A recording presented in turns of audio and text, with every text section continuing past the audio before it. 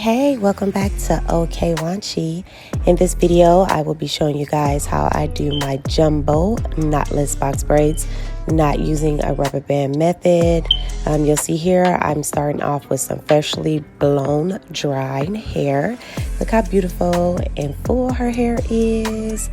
She wanted to go with some simple, cute jumbo box braids for her look for today. So you guys are just gonna see me starting with parting out my foundation. And as you know, I always section my foundation out into 3 sections, 2 in the front, 1 in the back.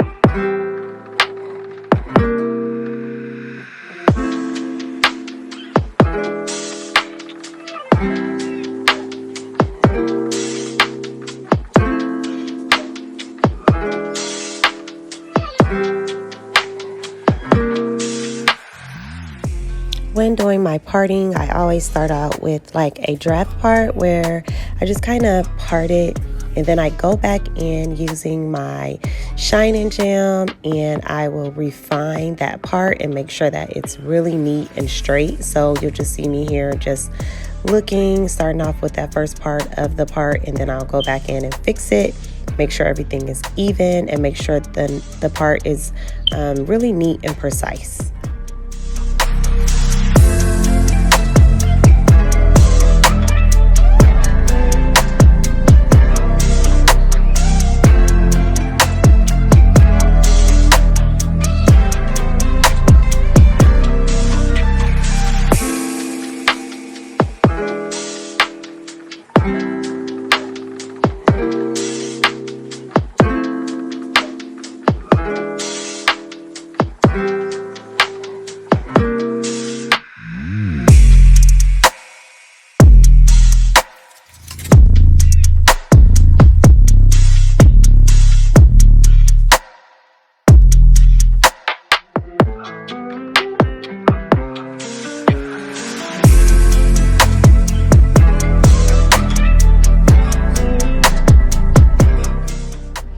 When adding the hair, I always put the hair into 3 sections, and then I start braiding and feeding the weave into the braid.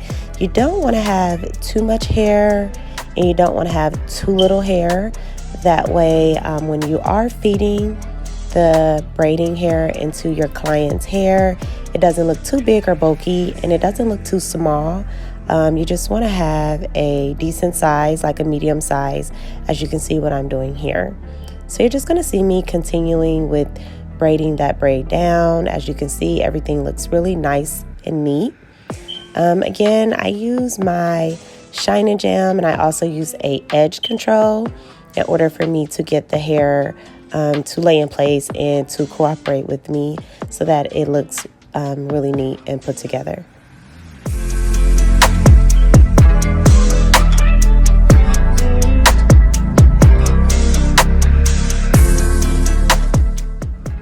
You're going to see me adjust my client's posture and her head. This just allows me to make sure that the braids are nice and even. You can do this without hurting them, just simply kind of move them in a position that you need them to be in so that you make sure your braids are all even.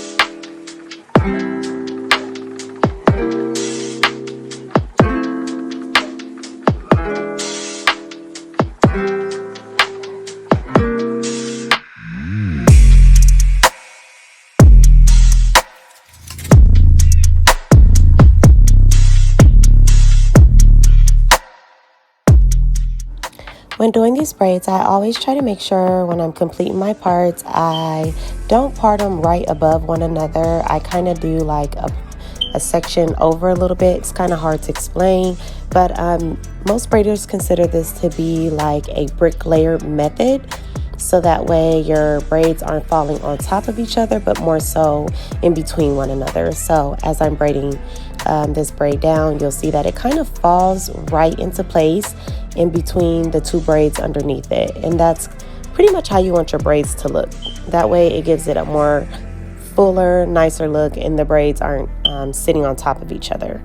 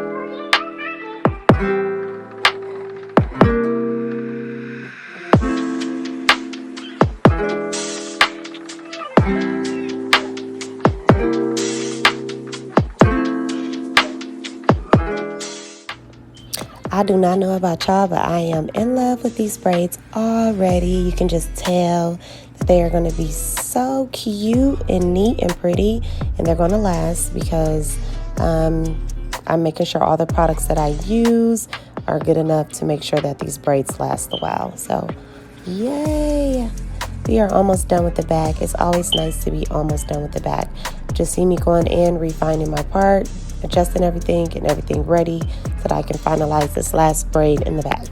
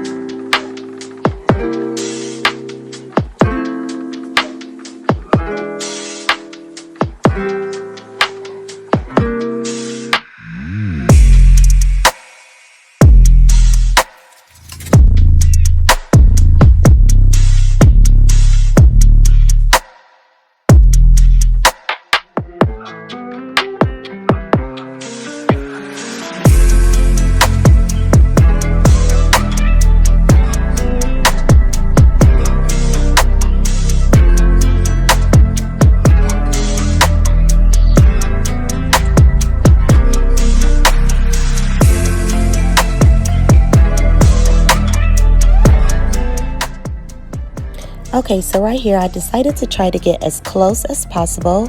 I am down to my last 2 braids and I wanted to get the camera really close so you guys can see how I go about with completing my part, adding this shine and gem and also the edge control and doing the braid. So hopefully this will show you guys how to properly part and grip the hair for the braid. I did keep this section in real time, so I did not speed it up at all. I wanted you guys to be able to actually see how I do it so that maybe this could be helpful to someone.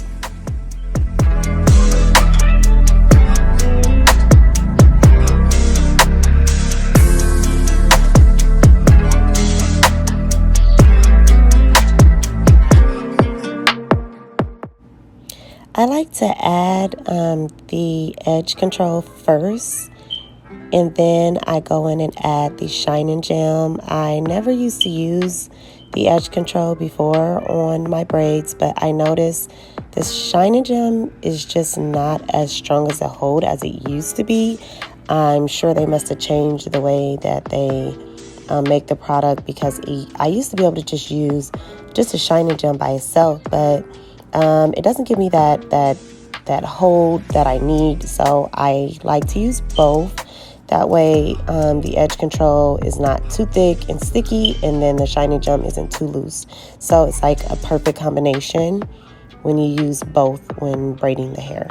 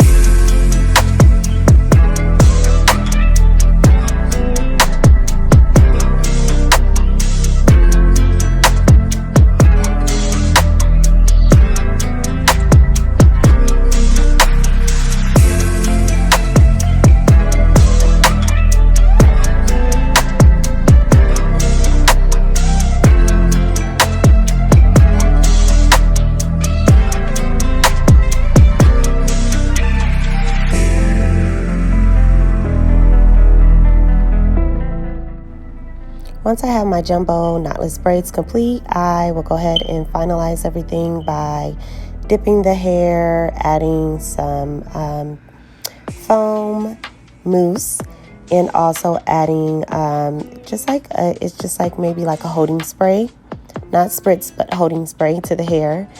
So you'll just see me here proceeding with that. I feel like all of those things are very much so needed in order for you to get that flawless look that you're looking for. I've had people get their hair done by me and they'll say, oh, this person never dipped my hair, or this person never used the foam or the mousse. And I'm just like, I don't know. It's just something that I do. I think is very important.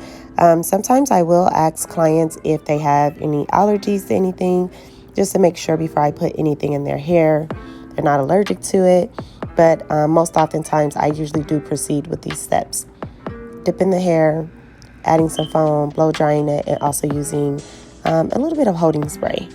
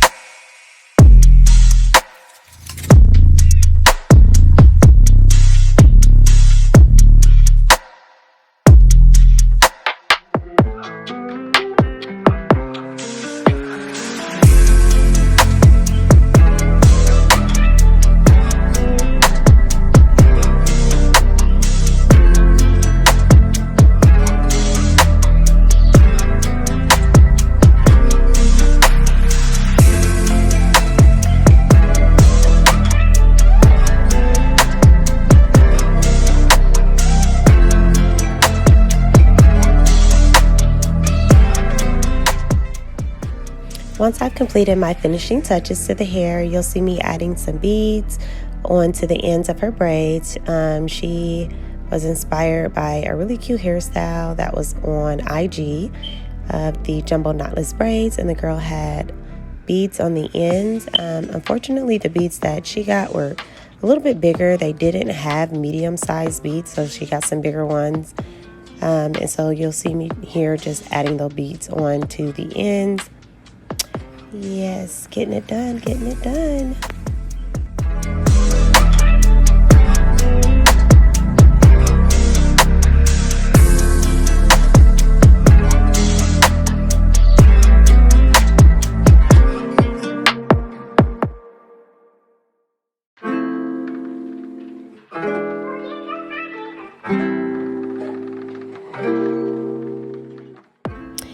Yes, what they say is the braids for me. As y'all can tell, we were both happy with the outcome of the braids. Hope this video was helpful to someone. If you have any questions, please be sure to leave them in the comment section.